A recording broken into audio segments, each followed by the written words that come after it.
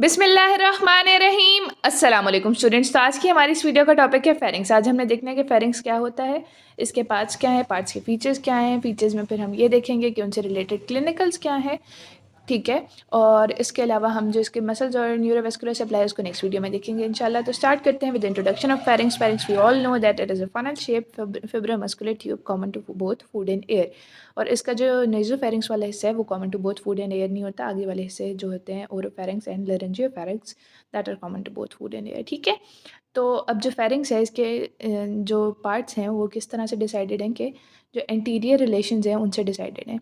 It has three parts: nasopharynx, oropharynx and laryngopharynx. तो जो part होगा नेजोफेरिंग्स के पोस्टीरियरली तो उसको हम कहेंगे नेजोफेरिंग्स। जो ओरल कैविटी के पीछे होगा उसको क्या कहेंगे, ओरोफेरिंग्स। और जो हमारा लैरिंक्स है उसके पीछे होगा उसको लेरेंजियोफेरिंग्स कहेंगे, ठीक है। तो फेरिंग्स जो नेजल कैविटी से कम्युनिकेट करता है उस जगह को हम क्या कहते हैं, कोआना और द पोस्टीरियर नेजल अपर्चर्स। क्या कहते हैं, कोआना और द पोस्टीरियर नेजल अपर्चर्स। अब जो फेरिंग्स है ये शुरू होता है, इसकी एक्सटेंट क्या है, base of skull to the oesophagus. Base of skull to the oesophagus being more precise pharyngeal tubercle से स्टार्ट होता है और कंटिन्यूज एज द इसोफेगस, ठीक है। Continues as what, as the oesophagus, जिसको हम आम लफ्ज़ों में खुराक की नाली कहते हैं, ठीक है। अब जो हमारे पास नेजोफेरिंग्स है वो नेजल कैविटी के पीछे है, पोस्टीरियरली लाई करता है और नोज से कम्युनिकेट करता है, क्योंकि वही बात आ गई कि फेरिंग्स का ऑफकोर्स पार्ट है ना नेजोफेरिंग्स। तो ये नोज से किस तरह से कम्युनिकेट करें, पोस्टीरियर नेजल अपर्चर या फिर कोआना के ज़रिए जो है कम्युनिकेट करते हैं। Nasopharynx is respiratory in function. Respiratory in function का क्या मतलब है कि इसमें जो है एक तो फूड नहीं एंटर होगी, एक तो ये नेजल कैविटी के पीछे, दूसरा क्या है इसमें फूड एंटर नहीं होगी, तीसरा इसके जो स्ट्रक्चर्स हैं वो सारे जो हमारे पास एपिथीलियम होती है फिर म्यूकोजा होती है वो सारी रेस्पिरेटरी एपिथीलियम होगी। और जिस तरह से रेस्पिरेटरी सेल्स की रेस्पिरेटरी पैसेज वे की डिमांड है उसके मुताबिक होगी, सीलिया होंगे, ठीक है। और इस तरह से म्यूकस प्रोड्यूसिंग सेल्स होंगे और वो सब कुछ होगा, ठीक है। इसके बाद क्या है, it is present behind the nasal cavity and soft palate. Behind the nasal cavity and soft palate extent याद करनी है, जो इसके बाउंड्रीज़ हैं वो इतनी ज़्यादा इंपॉर्टेंट नहीं है, ठीक है। इसके बाद हम आ जाते हैं इसके फीचर्स पे। फीचर्स में क्या है, सबसे पहले हमारे पास आ जाता है pharyngeal tonsils. Pharyngeal tonsils of course tonsils हैं, लिम्फोइड टिश्यू की एग्रीगेशन है, ठीक है। और किसको प्रिवेंट करेंगी, इन्फेक्शंस को प्रिवेंट करेंगी और इन्फेक्शंस के स्प्रेड वगैरह को प्रिवेंट करती हैं, ठीक है। और अगर ये फेरेंजियल टॉन्सिल्स में इन्फेक्शन हो जाए तो उसको हम क्या कहते हैं, एडिनोइड्स कहते हैं। क्या कहते हैं, एडिनोइड्स कहते हैं। इसकी लोकेशन को समझने के लिए आप ये डायग्राम देख सकते हैं कि फेरेंजियल टॉन्सिल्स अगर हमारे पास यहाँ पे हम ड्रॉ करें कि ये नेज़ल कैविटी है, यहाँ पे नेज़ल कैविटी हो और यहाँ पे टंग हो, ठीक है।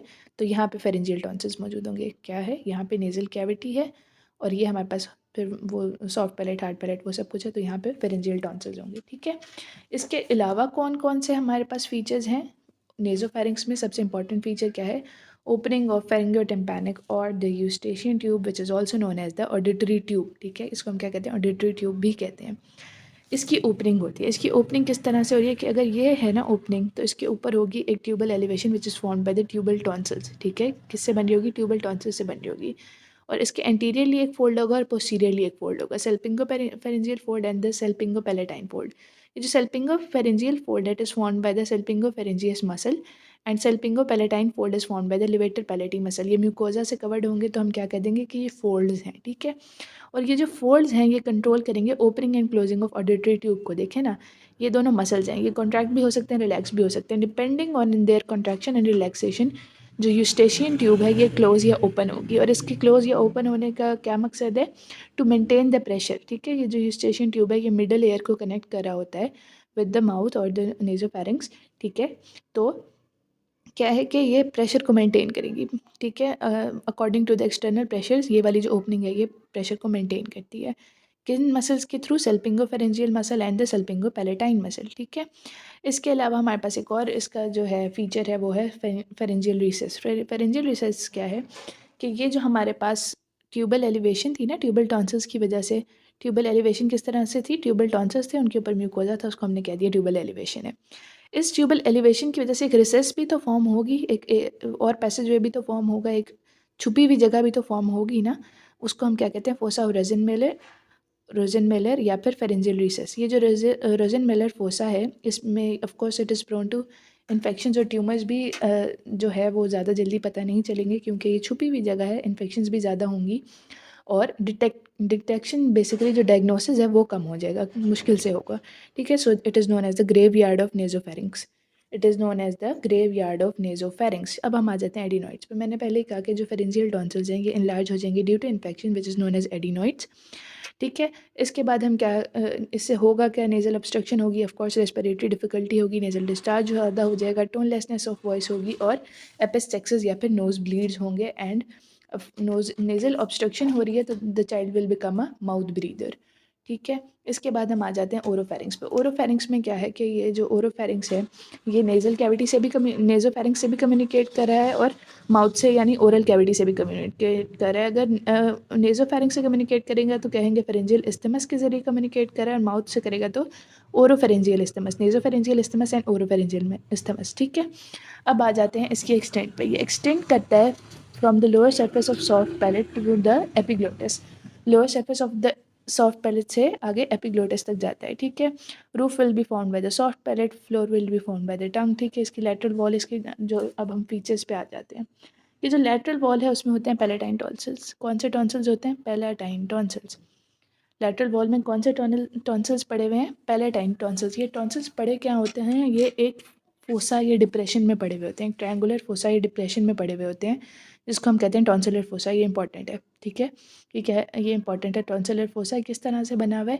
बिलो होगी टंग, ठीक है, बिलो होगी टंग, अबव होगा सॉफ्ट पैलेट, इस तरफ पैलेटोग्लॉसल फोल्ड और इस तरफ पैलेटोफेरेंजियल फोल्ड। एंटीरियरली और पोस्टीरियरली फोल्ड्स भी मौजूद हैं। ट्रायंगुलर फोसा है किस तरह से है? सॉफ्ट पैलेट है, एपेक्स एज द एपेक्स क्या है? सॉफ्ट पैलेट, बेस क्या है? टंग, पैलेटोग्लॉसल फोल्ड एंड पैलेटोफेरेंजियल फोल्ड, ठीक है। ये टॉन्सिलर फोसा आपने अच्छे से याद कर लेना है। पहले हमारे पास कौन से दोनों फोल्ड्स आए थे? Very good, salpingopharyngeus fold and salpingopalatine fold. Salpingopharyngeus fold किस चीज़ से बन रहा था? Salpingopharyngeus muscle, very good. और सेल्पिंगो पैलेटाइन फोल्ड किससे बन रहा था? लिवेटर पैलेटी मसल से, ठीक है। तो इस तरह से ये भी आपने याद रखना है कौन सा है, पैलेटो ग्लॉसल और पैलेटो फेरेंजियल। जो पैलेटो ग्लॉसल फोल्ड है ये किस तरह से होगा कि ये सॉफ्ट पैलेट को टंग से कनेक्ट करा होगा, और ये जो पैलेटो फेरेंजियस फोल्ड है ये किससे, ये सॉफ्ट पैलेट से शुरू होकर फेरिंग्स पे ख़त्म हो रहा होगा, ठीक है। इसके बाद हम आ जाते हैं इसके थोड़े से एक और क्लिनिकल पे, जो कि है पैराटॉन्सिलर वेन। इसको मैंने थोड़ा सा एक्सप्लेन कर दिया कि ये हमारे पास अगर सॉफ्ट पैलेट है और ये हमारे पास टॉन्सिल्स हैं, तो अगर टॉन्सिलेक्टमी करेंगे, ठीक है, तो किसी वजह से ऑफकोर्स इन्फेक्शन हो गई है या कुछ भी हो गया है ऐसा कि अब टॉन्सिल्स को रिमूव करना है, तो अगर करेंगे तो इसके नीचे क्या होता है? एक कैप्सूल होता है, ठीक है। इसके नीचे क्या होता है? कैप्सूल होता है, और उस कैप्सूल के बाद पैराटॉन्सिलर वेन मौजूद होती है and it is very sensitive, क्योंकि अगर ये कट हो जाएगी तो बहुत ज़्यादा, मतलब इसकी लाइगेशन हो जाती है अगर, तो बहुत ज़्यादा ब्लीडिंग होगी, ठीक है। तो ये थोड़ा सा इंपॉर्टेंट क्लिनिकल है कि पैराटॉन्सिलर वेन का ध्यान रखना होता है वाइल्ड टॉन्सिलेक्टमी। ये टंग है हमारे पास और ये सारा है, और जो पैराटॉन्सिलर वेन है इसके पीछे होता है फेरिंगोबेजिलर फेशिया। पैराटॉन्सिलर वेन के पीछे क्या होता है? फेरिंगोबेजिलर फेशिया। और उसके बाद ये हमारे पास सुपीरियर कंस्ट्रक्टर मसल होता है और बकोफेरेंजियल फेशिया होता है। सुपीरियर कंस्ट्रक्टर इसकी डिटेल हम बाद में देखेंगे। फिलहाल आप ये याद रख लें कि हमारे पास पैराटॉन्सिलर वेन थी, ठीक है, और दो टाइप के फेशियाज भी हैं यहाँ पे, फेरेंजियोबेजिलर फेशिया और buccopharyngeal fascia. Pharyngobasilar fascia and buccopharyngeal fascia, ठीक है। अब हम आ जाते हैं लिंगुअल टॉन्सिल्स पे। लिंगुअल टॉन्सिल्स होते हैं टंग की पोस्टीरियर 1/3 साइड पे, ठीक है। लिंगुअल टॉन्सिल्स क्या होते हैं, कहाँ होते हैं? टंग की पोस्टीरियर 1/3 साइड पे होते हैं। जो टंग की एंटीरियर साइड है वो थोड़ी डिफरेंट होती है पोस्टीरियर साइड से। पोस्टीरियर साइड में ज़्यादा रिजेस होते हैं और उसको में क्या होते हैं? टॉन्सिल्स होते हैं। क्या होते हैं? टॉन्सिल्स होते हैं। एग्रीगेशन ऑफ लिम्फॉइड टिश्यू होती है, ठीक है। इसके बाद हम आ जाते हैं एपिग्लोटिक वैल्यूला पे। अब ये क्या है इसको हम देखते हैं। अगर ये हमारे पास टंग है, मसलन अगर हम ये कहते हैं कि ये हमारे पास टंग का पोस्टीरियर वाला पार्ट है, हमने सैजिटल सेक्शन लिए, आधी टंग नज़र आ रही है, ठीक है। तो इस टंग में इसका जो पार्ट है, ये जो टंग है ये एपिग्लोटिस से कनेक्टेड होती है, ठीक है। एपिग्लोटिस हमें पता है फ्लैप ऑफ कार्टिलेज है, इलास्टिक कार्टिलेज है फ्लैप। ये एपिग्लोटिस का भी हमने पार्ट ले लिया क्योंकि सैजिटल सेक्शन है, तो एपिग्लोटिस का भी आधा पार्ट नज़र आ रहा है। अब ये जो टंग है ये कनेक्टेड होती है एपिग्लोटिस से through folds, lateral glossoepiglottic fold and median glossoepiglottic folds, lateral glossoepiglottic fold and median glossoepiglottic fold, ठीक है। तो ये हमारे पास था इसका थोड़ा सा, ये जो ग्लॉसोएपिग्लोटिक फोल्ड्स हैं इन दोनों के दरमियान की जगह जो है इसको वेलिक्यूला कहते हैं, ठीक है। तो ये हमारे पास ओरोफेरिंक्स भी तकरीबन हो गया। अब हमने देखना है वेल्डियर्स रिंग। ये जो वेल्डियर्स रिंग है मैंने आपको बताया, सबसे पहले हमने फेरेंजियल टॉन्सिल्स देखे, फिर हमने ट्यूबल टॉन्सिल्स देखे, उसके बाद हमने देखे स्कैटर्ड टॉन्सिल्स। ऑफ कोर्स हमने नहीं देखे, ये स्कैटर्ड टिश्यू ऑफ लिम्फॉइड है, लिम्फॉइड टिश्यू है। उसके बाद है हमारे पास palatine tonsils and the lingual tonsils. ये जो है एक रिंग में अरेंज्ड होते हैं, ठीक है। अगर आप इसको रिंग बनाना चाहिए तो बेसिकली ये बोथ साइड्स पे है, लेकिन मैंने इस डायरेक्शन में इसलिए बनाया ताकि आपको इसकी स्पेसिफिक जगह का अंदाज़ा हो सके कि ये इस तरह से पड़े हुए हैं हमारे जो माउथ है उसमें, या फिर जो हमारी कैविटी है उसमें, ठीक है। तो ये वेल्डियर्स रिंग भी हमारे लिए फर्स्ट लाइन ऑफ डिफेंस के तौर पर काम आती है फॉरेन पार्टिकल्स के अगेंस्ट, ठीक है। तो कौन कौन से टॉन्सिल्स हैं, कैसे तरतीब है? Pharyngeal, tubal, scattered, palatine, lingual. Pharyngeal, tubal, scattered, palatine, lingual. Pharyngeal, tubal, scattered, palatine and lingual tonsils. अब हम आ जाते हैं लेरिंगोफेरिंक्स पे। ये भी ईजी सा है, ठीक है।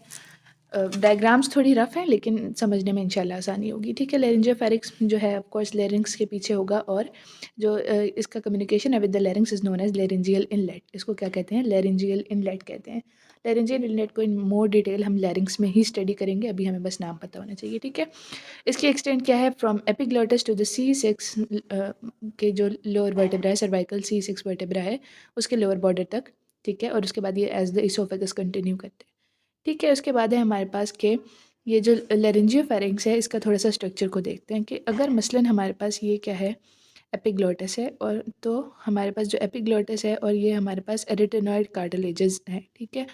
ये एपिग्लोटिस है और ये एरिटेनॉइड कार्टिलेजेस हैं। तो हमारे पास यहाँ पे क्या बनता है? एरी एपिग्लोटिक फोल्ड। क्या बनता है? एरी एपिग्लोटिक फोल्ड। ये हमारे पास एपिग्लोटिस था, एरिटेनॉइड कार्टिलेज थी। क्या बनेगा? इन दोनों के कनेक्शन को क्या करेंगे, क्या कहेंगे? एरी एपिग्लोटिक फोल्ड। इसके दोनों तरफ फोसा बनता है। क्या बनता है? फोसा बनता है, या डिप्रेशन बनती है, जिसको हम क्या कहते हैं? प्री फॉर्म फोसा और the smugglers fossa. Pre form fossa और द स्मगलर्स फोसा। ये जो प्री फॉर्म फोसा या फिर स्मगलर्स फोसा है, यहाँ पे इसको स्मगलर्स फोसा क्यों कहते हैं? क्योंकि इसको में थोड़ी सी सर्जरी करके, माइन्यूट सर्जरी करके, स्मगलर्स जो है वो डायमंड्स या ड्रग्स जो भी उन्होंने डील करना होता है उसको छुपा के लेके जा सकते थे, ठीक, लेके जाते थे, ठीक है। तो ये है इसमें हमारे पास थोड़ा सा लेरिंजियोफेरिक्स के जो फीचर्स हैं, ठीक है। अब ये जो प्री फॉर्म फोसा है, ठीक है, इसका जो मीडियल मीडियल साइड है, इसमें क्या होगा? एरी एपिग्लोटिक फोल्ड होगा। मीडियली क्या होगा? एरी एपिग्लोटिक फोल्ड होगा। और लैटरली म्यूकस मेम्ब्रेन होगी। बेसिकली हमारे पास यहाँ पे थायरोहायोइड मेम्ब्रेन होती है। कौन सी मेम्ब्रेन होती है? थायरोहायोइड मेम्ब्रेन होती है लैटरली। और ये जो हमारे पास प्री फॉर्म फोसा बने हैं ना, ये सेपरेटेड होता है from this one lateral sorry epiglottic vallecula by the lateral glossoepiglottic fold. ये जो प्री फॉर्म फोसा है, ये इससे किस तरह से डिस्टिंग्विश हो रहा होता है? By the lateral glossoepiglottic fold, ठीक है। तो that's all for today. I hope you find this video useful. I have made it as easy as possible. Stay tuned and get subscribed to my channel. Furthermore, don't forget our Palestinian brothers and sisters in your prayers. Thank you so much.